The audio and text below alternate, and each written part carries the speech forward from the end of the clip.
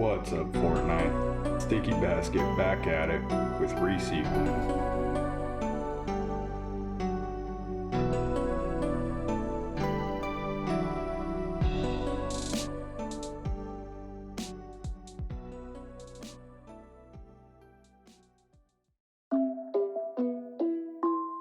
As you can see, there are some game-breaking flaws hidden in this game.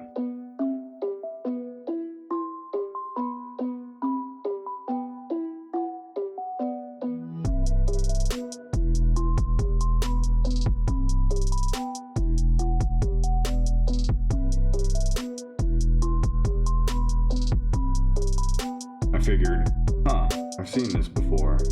This door goes to this side.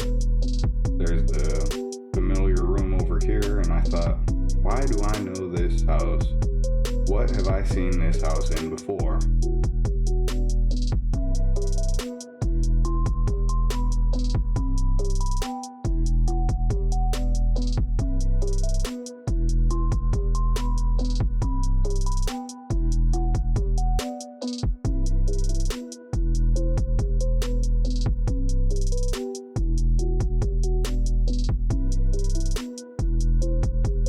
My heart nearly broke when I saw this gazebo for the first time, because this is the exact gazebo people who watch my videos may recall.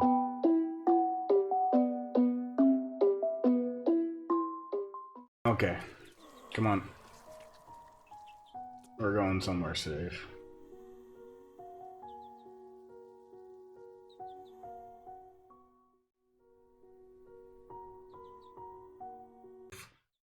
Just you and I from here on out.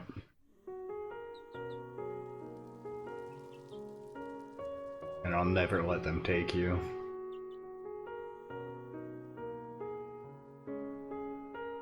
Headshot!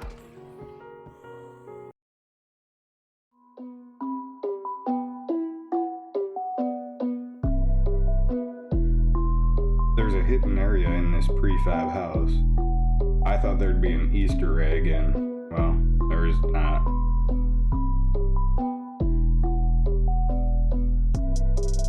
To get out of here, just jump on this sandbag to the fence, then over the gap, around the tree, and you're home free.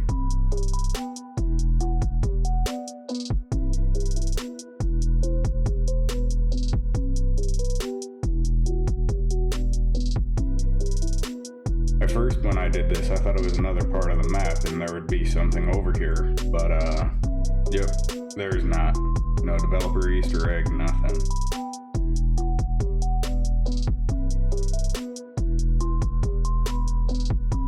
This enemy has no idea he just got killed.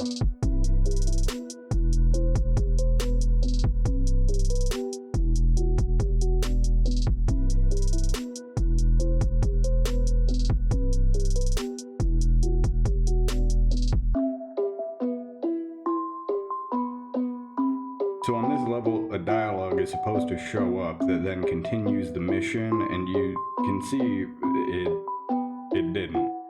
To fix this, I had to reset several times, and after maybe like 8 times, I think it finally appeared.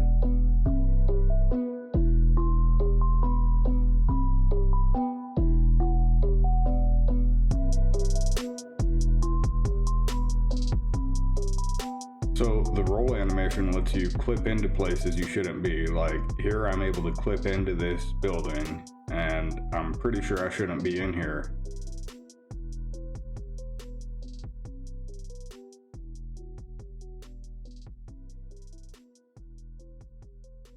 Oh, well, I guess unless I use the door.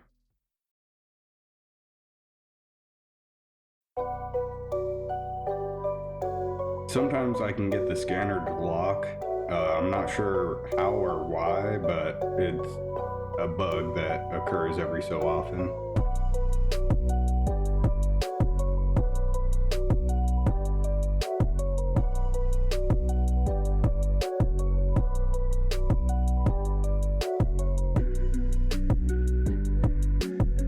Now, here's why everyone came. Speedrun strats. There's a boss on the other side of this door, but if you go in and leave, it puts puts you on the quest for the final boss. You just go in, tap A, and you leave the building and it clears. One last note, after beating the game, if you turn difficulty to the max, press continue on the menu, watch the dialogue, then load chapter 1, you can get the max difficulty achievement on Steam.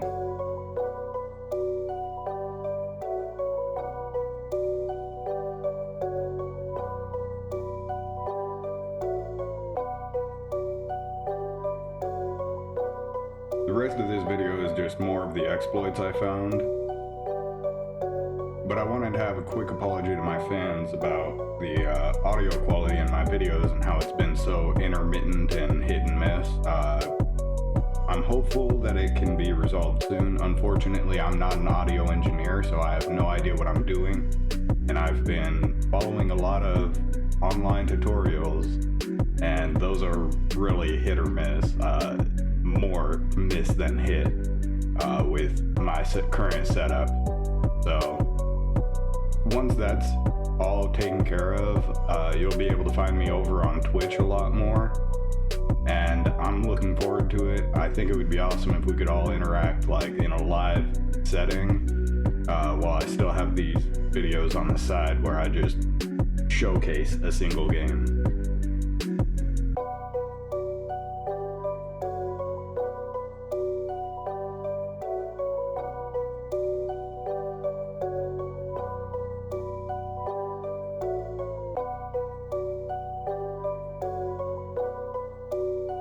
Regarding Oktoberfest, I know a lot of you bought tickets to the meet and greet I was going to have over there. Unfortunately, it was canceled in both Belgium and Munich, so it won't be able to happen. If you purchase tickets, unfortunately, my agent informed me we're not allowed to offer refunds on those because extenuating circumstance was the cause of its cancellation.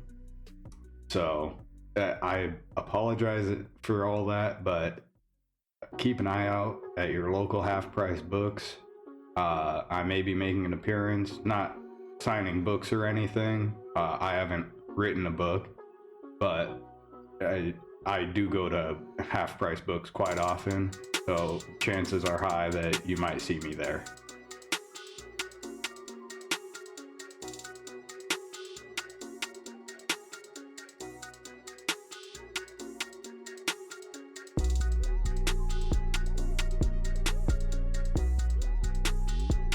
On a bit of a brighter personal note, I've been playing a lot more PS Vita recently, so I don't know if you have one yet. It is 2020, but they have a lot of good games in their library. This past year, I believe they ended support for it, so there's not going to be any new updates or anything you got to download. Once you're set though. You just got to get a small library of games and you can play it on the go. It's a much better handheld console in my opinion than the Nintendo DS was. I didn't play a lot of 3DS and stuff. I think Nintendo I ended on the DS, but the PS Vita is like a better version of the PSP.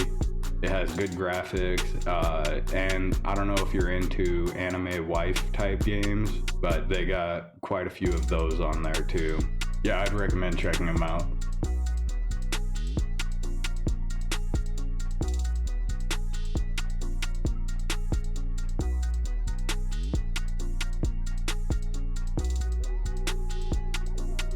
So with ReSequenced, the gameplay was alright. The mission aspect of it kind of was repetitive in that it's either a kill this type quest or a find this type quest. But ultimately, I still played through the game because the storyline was a good driving aspect. While it wasn't completely original, it kept me interested throughout it, and it had familiar storyline arcs that kept the story moving.